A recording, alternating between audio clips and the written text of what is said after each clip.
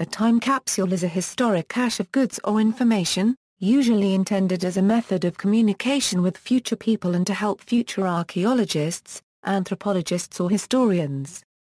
Time capsules are sometimes created and buried during celebrations such as a World's Fair, a cornerstone laying for a building or at other events.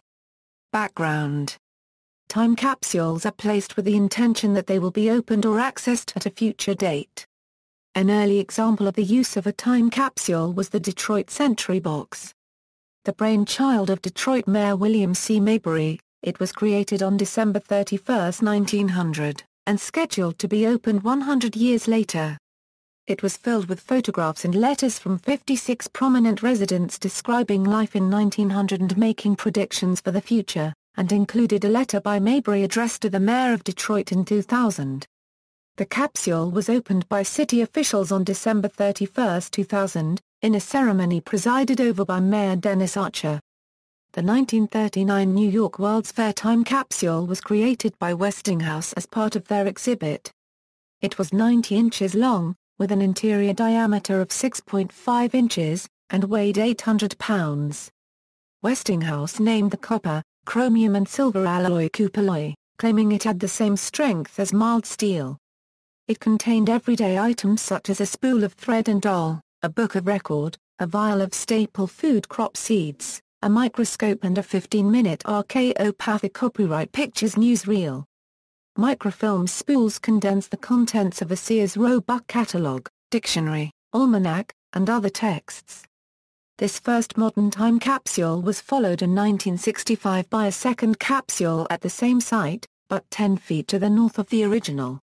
Both capsules are buried 50 feet below Flushing Meadows Park, site of the fair. Both the 1939 and 1965 Westinghouse time capsules are meant to be opened in 6939. More recently, in 1985, Westinghouse created a smaller, plexiglass shell to be buried beneath the New York Marriott Marquis Hotel, in the heart of New York's Theater District. However, this time capsule was never put in place. The Crypt of Civilization at Oglethorpe University, intended to be opened in 8113, is generally regarded as the first modern time capsule, although it was not called one at the time. George Edward Pendray is responsible for coining the term time capsule.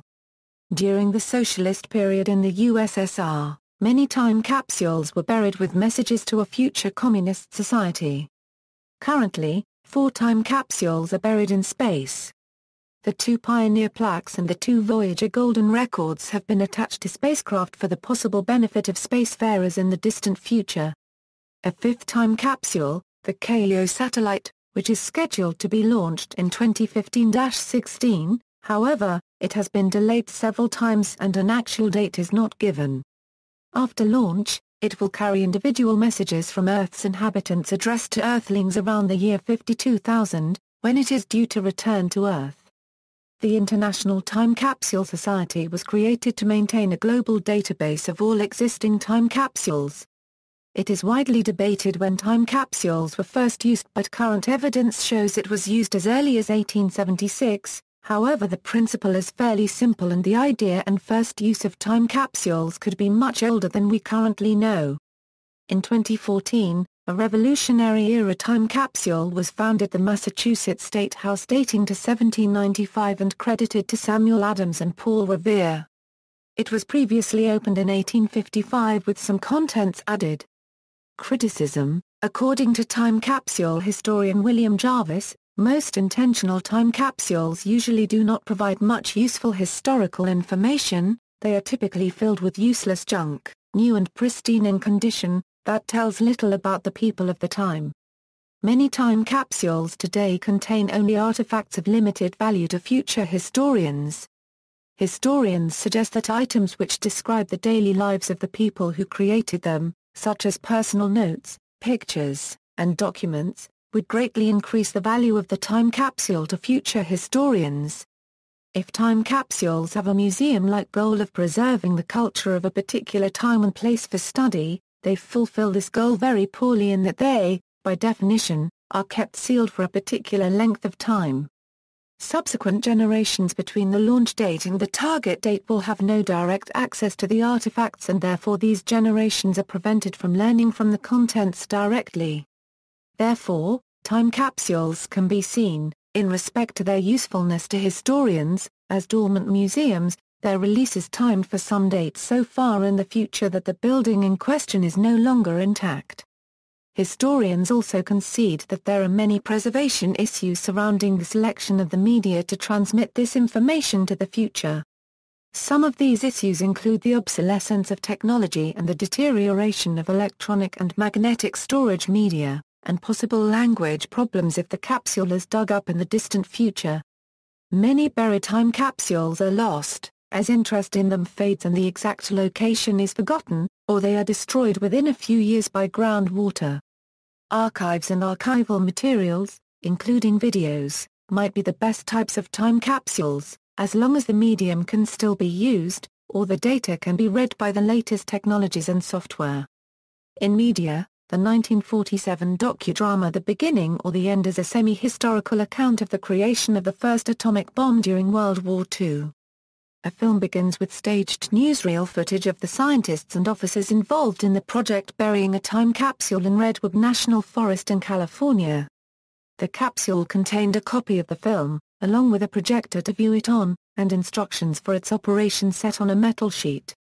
The purpose of the capsule was in line with the film's title, about whether humanity will destroy itself now that it has the ability to, or whether it will rise above war as a whole and come together to use nuclear power for greater purposes.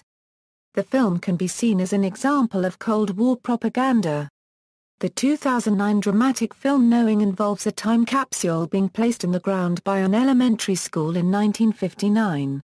After staring into the sun, a girl begins to hear voices, and later begins to frantically write an incoherent set of numbers down onto a page that she is supposed to be writing a letter to a student in the future with.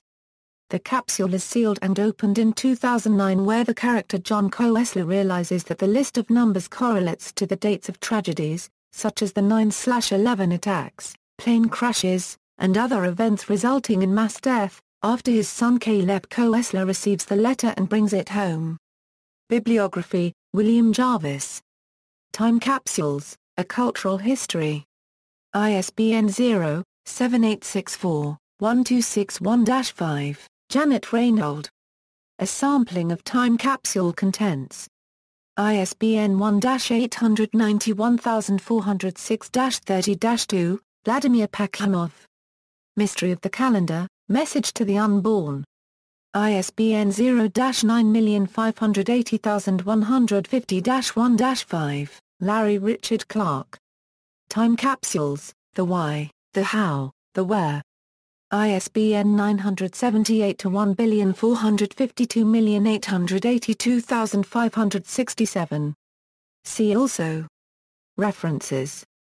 External links, Smithsonian article on time capsules, guidelines. Heritage Time Capsules, Congressional Time Capsule 2009, The Book of Record of the Time Capsule of Kupaloya Euro New York World's Fair 1939, scanned book via Internet Archive, The Future of the Future, Seattle Weekly, Genesis Landing Site Monument Installation, Andy Warhol's Time Capsule 21, Blanton Museum Time Capsule, Tips for Building a Time Capsule from the International Time Capsule Society, New York Times Capsule in NYC, the Jubilee Time Capsule, the Royal Commonwealth Society's Jubilee Time Capsule to celebrate Queen Elizabeth II's Diamond Jubilee.